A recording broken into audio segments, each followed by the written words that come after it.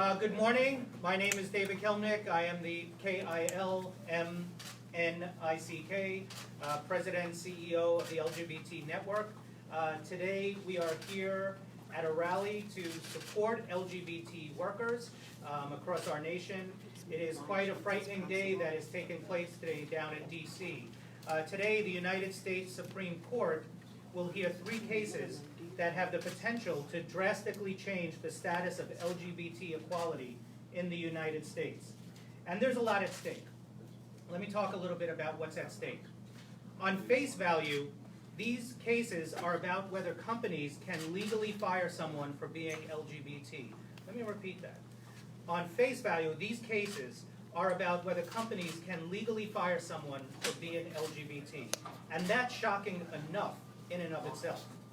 What we have also, one of these cases, by the way, is a case that happened right here on Long Island, not too far from here in Calverton. There was a skydiving instructor who was fired for being gay.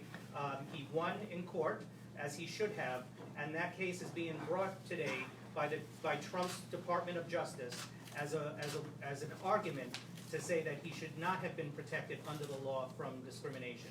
So Long Island is at the center, is one of the cases at the center of the U.S. Supreme Court hearings today. But on a deeper level, these cases are about whether LGBT people will have equal opportunity or whether they may be treated as inferior citizens throughout all aspects of their daily lives. That is important to remember. This goes on a deeper level as to whether we, as LGBT people, will be treated as inferior citizens in every single aspect of our daily lives. These 3 cases will determine whether LGBT people will continue to have protections under federal non-discrimination law, or whether it will be legal under federal law for employers to fire someone simply for being LGBT. To fire someone simply for being LGBT.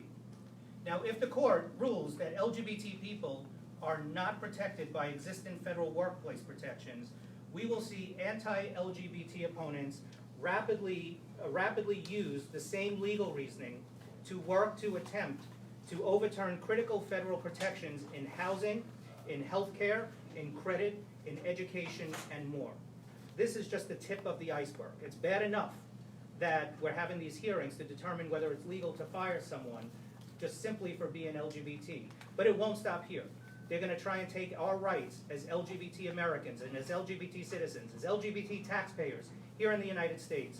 They're going to take away our protection in housing. They're going to take away our protection in healthcare and in credit, education, and more. In short, LGBT people could soon find themselves living in a nation where federal law says it is legal for them to be denied a job, to be fired, to be discriminated against at school, to be denied a loan, to be rejected by a doctor, and to be evicted from an apartment. Let me repeat that. If the case is ruled in favor of discrimination, we are going to be living in a nation. We are going to be living in a nation in 2019 where federal protections will be denied to LGBT people, and it will be legal for them. It will be legal for them to be denied a job, fired, discriminated against in school, denied a loan, to be rejected by a doctor, and to be evicted from an apartment. And all simply because we are LGBT. All simply because we are LGBT. And I want to talk about some of the realities before we hear from some of our guests here today. Some of the realities currently for LGBT Americans. In New York, we are protected under the law from discrimination, because of our state senate, because of our governor, because of our assembly. We are protected, and because of our local, our regional leaders in Suffolk County and Nassau County who have fought for protections for LGBT people. But that could be under danger if the federal law changes.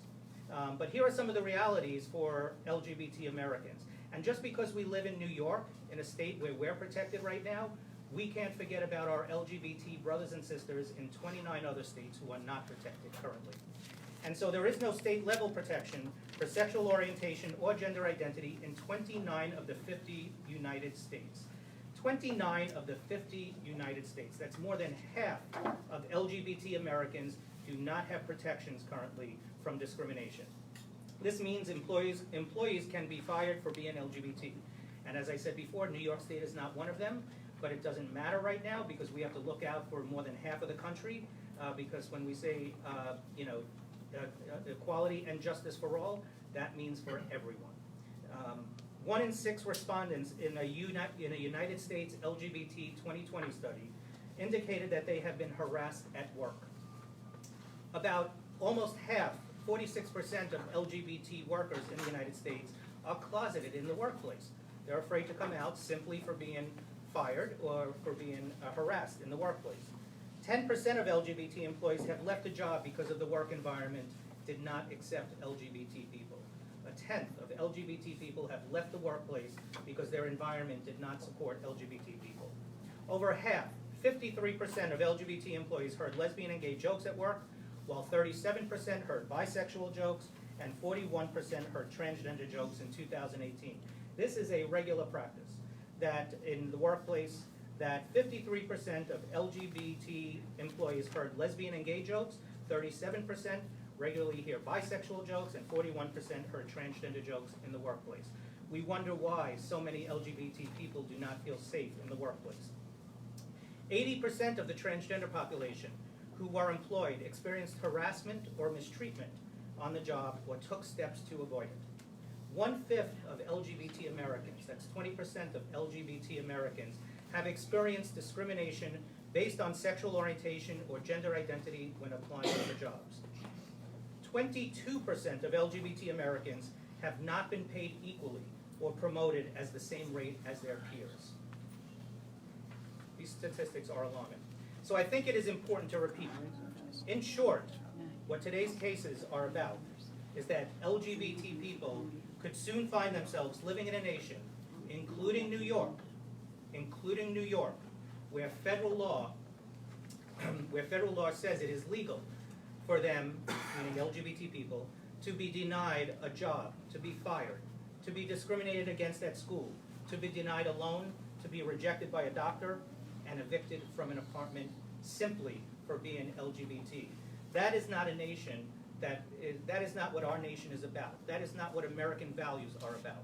We're a nation of equality and justice for all. We're a nation of equal opportunity. What today's cases in the United States Supreme Court are about are denying equal opportunity and targeting LGBT people for discrimination. And we're here to say no to discrimination. We're here to say that equality for all means every American, and that we're here to protect LGBT workers today. With that, we have a few folks who are going to speak. We are very fortunate, and we're very fortunate that down in Washington D.C. we have the American Civil Liberties Union representing the LGBT workers. But we're very fortunate here on Long Island and here in New York that we have a few of our state senators here with us today. Also, the Deputy County Executive. We have a representative from Congressman Tom Suozzi's office, and we have representatives from Governor Cuomo and New York State Attorney General Tish James as well. So we're all standing here together as a united front, locally, regionally, statewide, because we're going to need that power to be able to fight what the Trump administration is doing. And so with that, let me bring up first New York State Senator Anna Kaplan.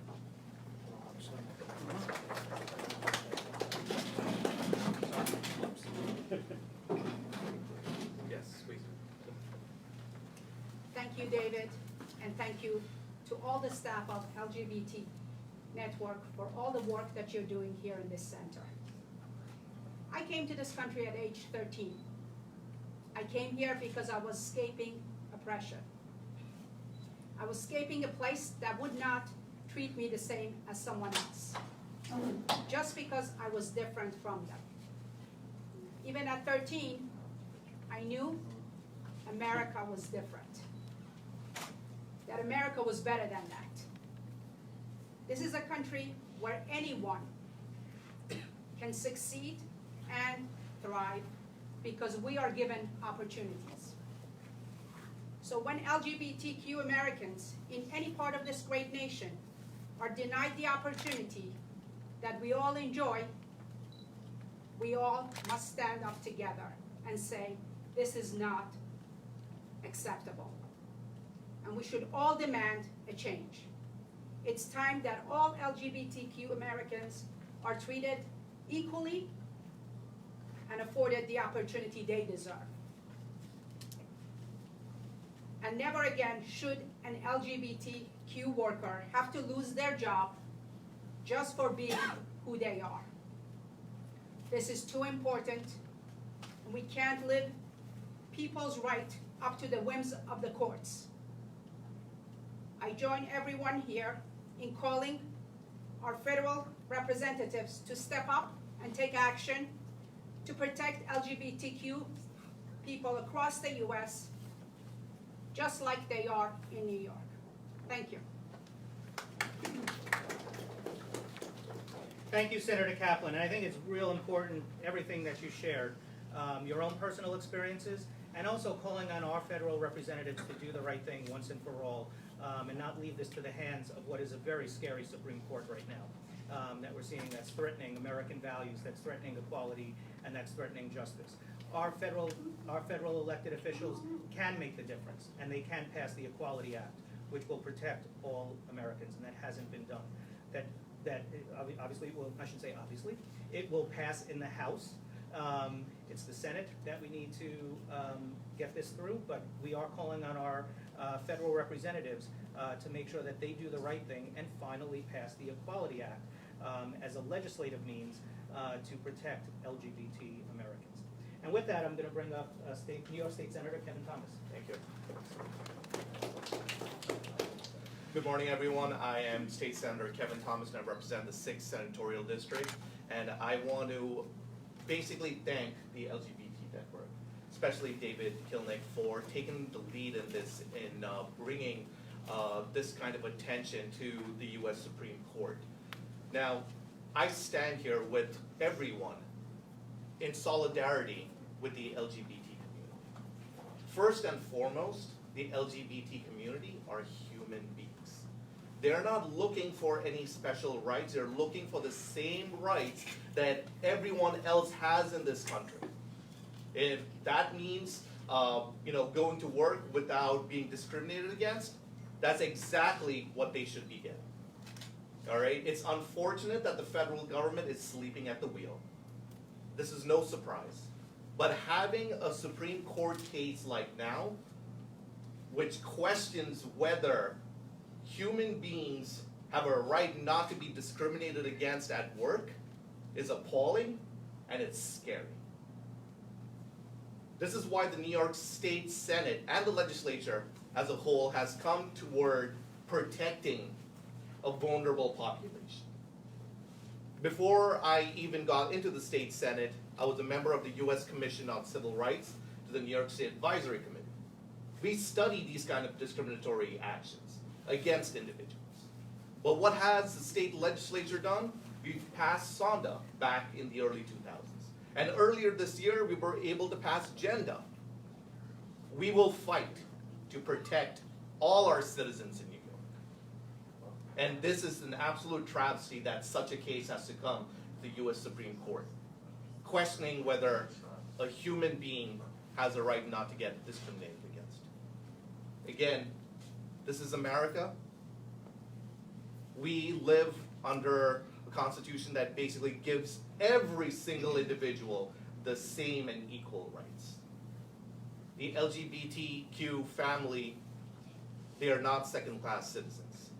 And the legislature will fight to protect all of them. Thank you so much. Thank you, Senator Thomas. And the next person I'd like to bring up is our Deputy County Executive for Suffolk County. Deputy County Executive, well, Steve Malone, let me just mention him, has been out front for decades fighting for the LGBT community, all the way back when he was Babylon Town Supervisor, and as County Executive has done incredible things, not only to support the LGBT network, but protections for LGBT folks throughout Suffolk County. And we've seen the same kind of leadership in Nassau County now with our county executive Laura Curran there for the first time ever in Nassau County. So with that, I'd like to bring up Deputy County Executive John Kaiman. Thank you, David. On behalf of Steve Malone, I'm honored to be here with our other elected officials and people who are here to stand up for what really is basic human rights. The issue before us is about basic human rights. It's about what we call civil rights. Throughout the nation, we're under assault. We're under assault if you're trying to protect women's issues and the Planned Parenthood cases that are being attacked throughout the country. Collective bargaining is under duress with the Janus decision. To be gay, to be somebody who is simply trying to live their lives like everybody else, and yet to find out that you might be able to, or not be able to go to work simply because of who you love and how you love. It's unacceptable. The challenge for those of us in government today, the challenge for those of us who are part of a community, is to figure out how we can stand together, not just at moments like this, but on a regular basis, that we can understand how to move forward and create laws such as the Equality Act, that we can do it at the federal level, at the state level, at the local level, that we can understand and educate our neighbors, our communities, so that we can stand together in a way that makes sense, that gives people confidence, that they're not going to wake up one day and find out that their basic human civil rights are being deprived, are being taken away. In Suffolk County, we want to stand with the folks in this room. We want to stand with the communities of color. We want to stand with people who have accents. We want to stand with people who live and love in different ways. It's our obligation, those of us who represent community, to stand up and be counted, to put ourselves forward. And so we're honored to be here today with you, David, and with all the people standing up at this podium, and with the thousands of people, like-minded people who care, who believe, who are concerned, and to let the courts know, to let the legislators know, to let community leaders and public opinion leaders know that we together will stand to be counted, together we'll make a difference. And regardless of what happens with these decisions, the fight will go on. And we're honored to be here as part of it. Thank you. Thank you, John.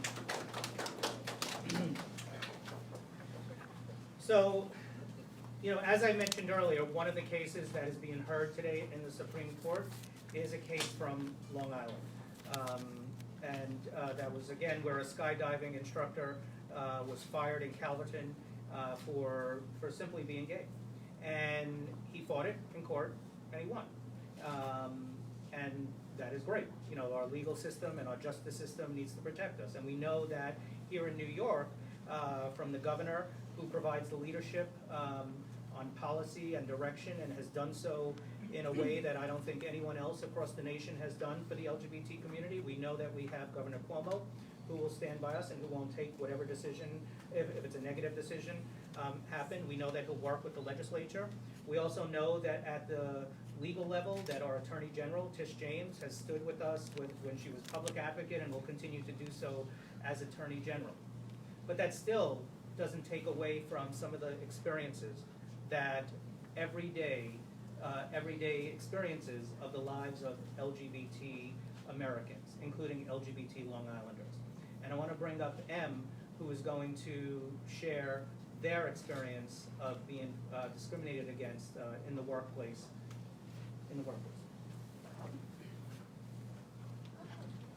Thank you. I actually run a career exploration specialist, working in the Pathways to Pride program to help LGBT youth get jobs. And when I was in my master's program to be a teacher, that was my biggest fear, that I would move into a school or an educational setting and parents would find out that I was LGBT and want me out of school. So for my very first internship, I worked in a second grade classroom with lovely kids and a wonderful teacher.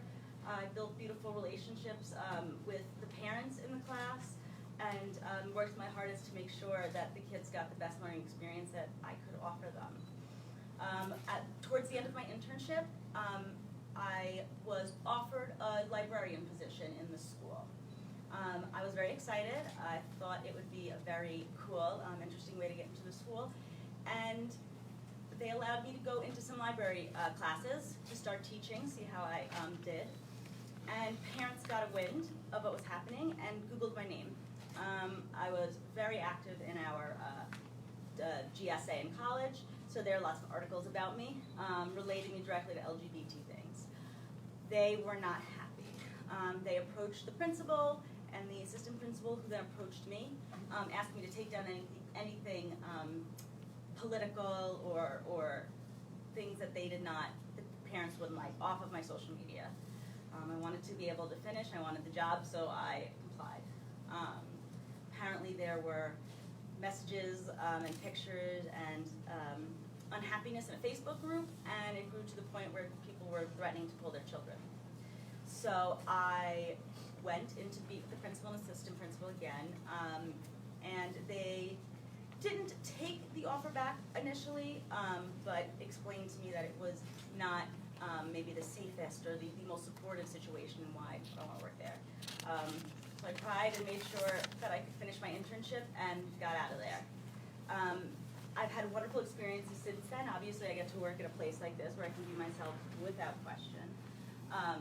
However, I know with my kids, my youth that I work with, they're already experiencing difficulties with being people of color, with being immigrants, with not having English as a first language. And there are some protections regardless of how well they work out, but with LGBT people not having the right to work, not having the right to that safety, it adds yet another level of fear and another level of concern for my youth who don't think that they will be able to have the American dream in the current political setting. So this ruling, regardless of which direction, will make an incredible impact on the lives of LGBT people and all people, and we can only hope that they rule in our favor and no one ever has to experience what I experienced ever again. Thank you. My full name is M. Moratti, spelled E-M, last name M-O-R-A-T-T-I. Thank you. Thank you, Em. And another person who works for the LGBT network now after facing discrimination in education as well on Long Island is Erin. I'm going to ask Erin to come up and share Erin's experience.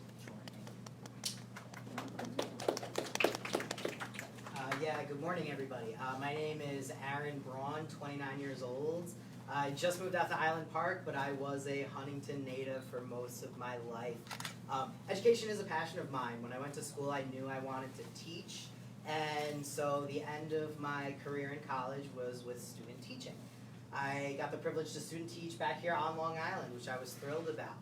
And I was a math major, so math is kind of a difficult subject area to make questions interesting.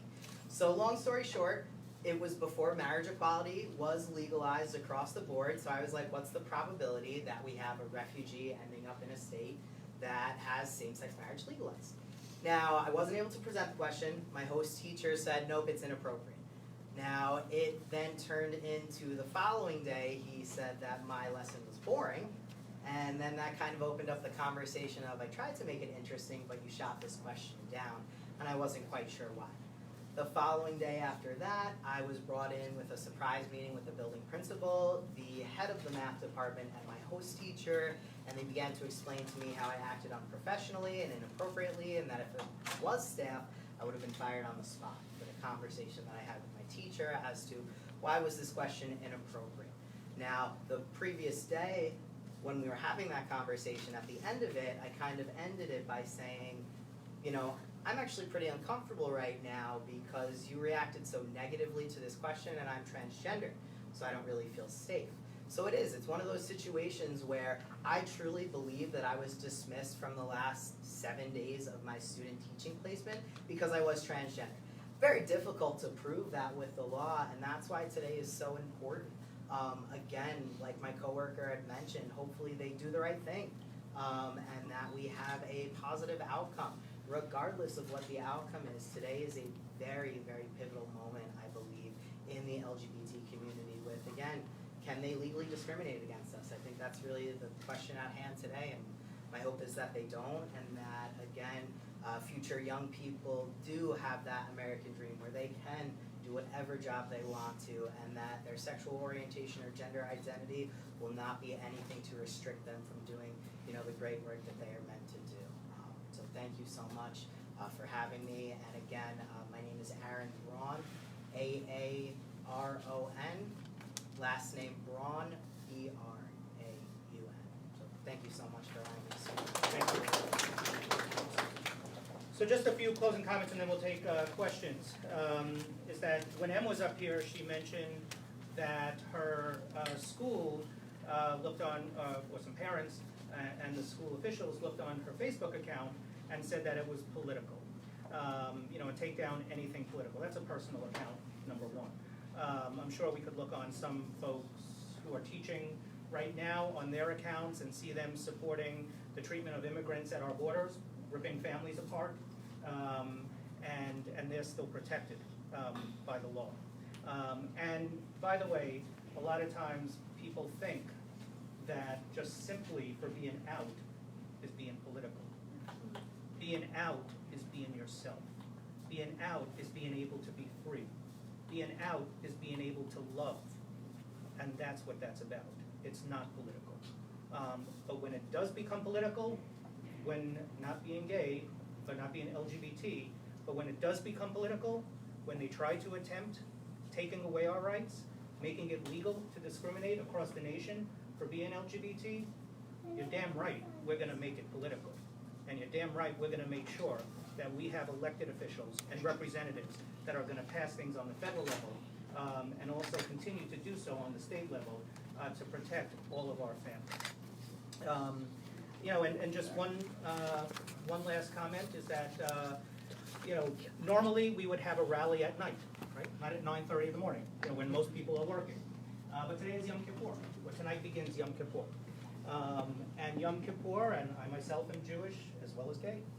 But tonight is the beginning of Yom Kippur, where the highest of holidays, high holidays in the Jewish community, where we're supposed to fast for 24 hours. I say supposed to because those that know me know it won't last 24 minutes. But we're supposed to fast for 24 hours to atone our sins for the past year. And I think the person in the White House who brought this case to the Supreme Court has a lot of atoning to do, not only for this, obviously, but for a lot of other stuff. And so I'm hoping that, by the grace of God, that there is some sort of introspection or reflection on what is happening today in the Supreme Court, and our president of this country will start to atone for his many, many sins. Today of which bringing a case to the Supreme Court to legalize discrimination against LGBT people. This is the skydiver instructor? Yeah. So, this is, and then we'll open it up to questions, but this is the person in Calverton, Long Island, who was fired for being gay. And it's important to show his face because he's no longer alive. And so he can't speak for himself, so we are here today speaking for him, to say that his rights should be protected. He rightfully won that court case. He should have never been fired for who he is and for who he loves. And so today we are speaking for him. His last name is Zadara. Sorry, I spelled it. It is Zara. So with that, we'll open it up to any questions that folks may have. Since that Calverton case, have there been any repercussions for the boss who fired him? He's since sold the business. Yeah. That's what happened right afterwards. Is that the person who ran the business, the skydiving business in Calverton. What's the name of it again, Lauren? Sorry. Oh, it's Altitude Express, also known as Long Island Skydive. Okay, Altitude Express, Long Island Skydiving in Calverton, sold the business shortly after that. And we tried to talk with this gentleman's family, but none of them reside on Long Island. Right there in St. Louis. Yeah. So, any other questions? I want to thank everyone for coming out 9:30, everyone here. Not only who's standing here, but also you, because I think that in the media, because today what's happening in the Supreme Court is real news. It's not fake news. There's no such thing as fake news, well, except Fox isn't here, right? And Fox National. But, and that, and yes, let's hold these signs up, because we have to make sure that equality for all means equality for everyone. We have to make sure that we are protecting LGBT workers' rights. And so proud of everyone who came out today, from all levels of government, from the community, from our community groups that are standing with us here today, including Suffolk Progressives and New Yorkers Against Gun Violence. That's the way that we are going to make sure that every single American has equality and justice. We're going to make sure that everyone has equality and justice, because no matter what the issue is, whether it's gun violence, whether it's immigrant communities, whether it's Latino, people of color, women, that we're going to stand together. Because if the person who coined this frame was elected 3 years ago, we would not be standing here today fighting for equality in the Supreme Court. She said that we are stronger together. And as you can see here, we are. And we are not going to back down. We are going to fight back, and we are going to make sure that we do have equality for all Americans, and we protect LGBT workers' rights. Thank you.